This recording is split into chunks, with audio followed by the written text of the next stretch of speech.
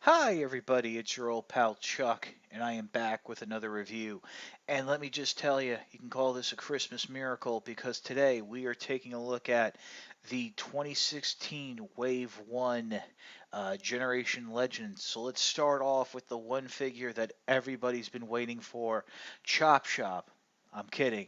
We're taking a look at Legends Class Shockwave, and I have to tell you, um, technically, if it wasn't for the fact that this is a technically a 2016 figure, I would say that this had early contention to be figure of the year for 2015, but it's definitely in the running for figure of the year 2016. This is a really cool Shockwave figure. A lot of translucent parts, unfortunately. I think this entire forearm section here is all translucent, just that the blaster part is left clear. Same thing here with the hand. I think that's all translucent. The chest here, I'm not sure. I kind of want to say that it's just a plastic section, a regular plastic with the clear plastic over it.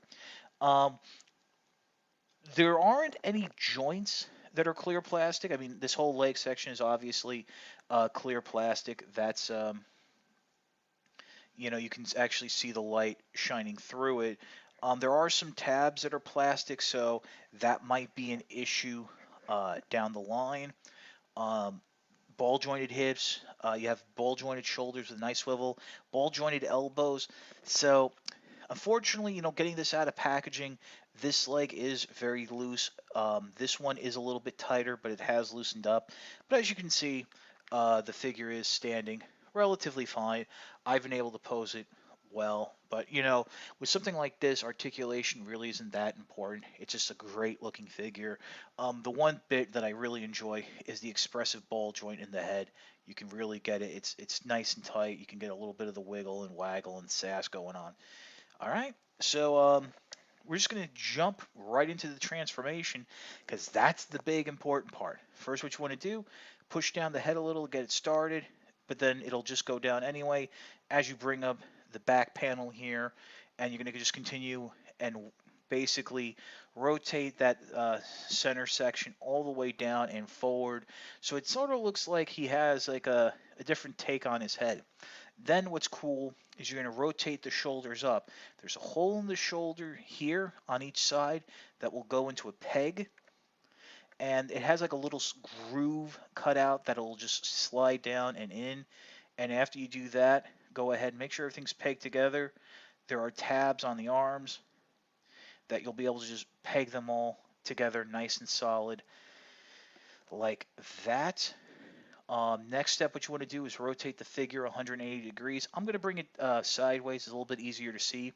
You want to bend the arm section at the elbow and then bend it upwards at the what would be the like more of the arm and the secondary arm joint, and just collapse that up. That will form the rear of the flight mode, or you could say the stock of the blaster, since we all know what this is going to be.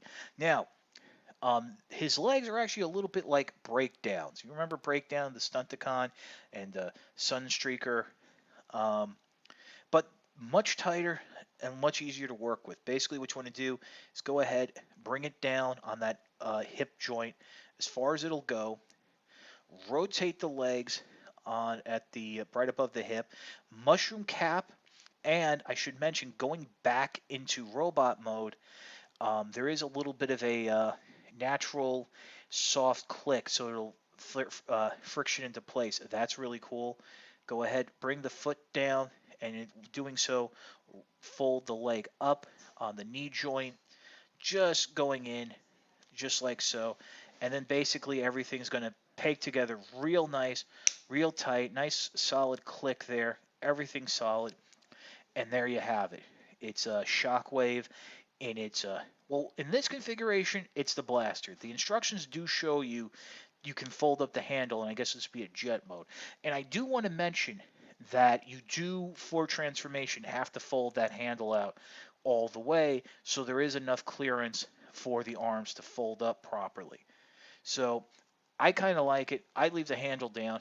because it does give you a little bit of an extra balance point um, to hold the blaster up. And that's really more like the traditional Shockwave. Okay, so we're still in blaster mode, and I just want to mention that I was really happy to see that this figure has a proper handle. I thought it was just going to be like a little 5 millimeter peg, like sticking out the back or something. But it is a handle, and it is a very decorative handle. Now, some photos have shown various figures holding Shockwave in blaster mode, and yes, that is a 5 millimeter peg, so any figure can do that. Now, I do have a few examples here because there is a little bit of a caveat. Here we have a Generations Combiner War figure. This is Prowl. Prowl, much like the Dead End and drag strip mold, not drag strip, but breakneck mold. Um, you have a little, or you have the molded fist.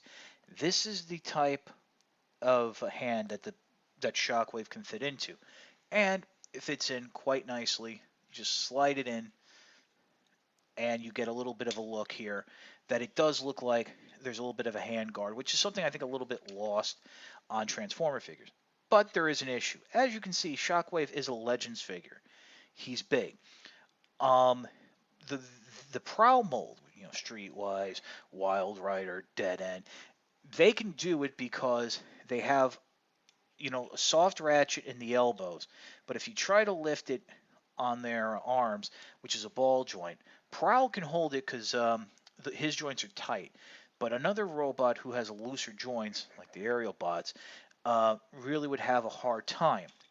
That brings me to my next point. As I move Prowl off to the side here, let me bring in Megatronus from the Robots in Disguise line. And a lot of the, you know, other figures, be it the five, generation figures, Voyager, Leader Class, they're coming now with these molded open hands. That's a problem. There is absolutely no way that the hand, in a reasonable manner, can clear the space between the peg and the grip. I've tried. You can get it in sort of like that, but it's holding the gun at a very odd angle. And to be honest with you, because the way the hand is these hands are molded, it's a little thin, and I'm concerned about um, breakage and what have you. So really, Shockwave can only fit in hands that have that molded fist. The main figure that Shockwave is meant to go with is obviously Bruticus, and thus be held in combined mode. Um, so I've gone ahead and I've transformed Prowl into arm mode just so you can see how it'll fit in the combiner hand. Let me go ahead and just remove the hand here for a second just so you can see how it'll slot in a little bit easier. So basically, as we all know, the combiner hands have that little hole there for the weapons that this will just slide in. It doesn't go in all the way due to the fact that there's a little bit of a groove there. Obviously, the hands are molded differently. Some will fit in a little bit better than others. But what I like is because of that hand guard, it really does look like the combiner hand is holding on to something. And I think that's part of the design. And now, of course, plugging it back in, you have the, it sits in. On the Prowl mold, this car there is enough clearance that it doesn't hit. Some of the other limb modes and some of the other robots in limb mode, there might be a clearance issue. I don't know, but the hand does hold Shockwave securely. But you do have the issues that have plagued Viper and Powerglide, whereas Shockwave's just a little too heavy, and that you really have to bend it a certain way to get them to hold up. And really, don't count on that ball joint being able to hold it. The hips are just too loose. To be honest, I have yet to find a combiner Wars figure that in arm mode can hold one of these secondary weapons. Shockwave is a fantastic figure and probably one of the best legends I've ever handled in a very long time. Um, Definitely, as I said at the beginning, early contender for Figure of the Year 2016. Um, Great transformation, very faithful in design to the original G1 toy while being updated. There's no parts forming or anything. I like how the legs form the barrel. It really looks futuristic, and as I showed, it can be held by various figures. I think this Shockwave will probably go best with a Voyager class figure, or a Leader class figure, looking at like a oversized handgun. Um, there's the same issues with the Combiner War figures, but we've known about that with the limbs being loose. I got this figure off a Hasbro toy shop. They're in stock now. The entire wave is in stock. So definitely, if you're looking, I think if you order between the time that this video is going up and maybe a week later, you can get delivery by Christmas.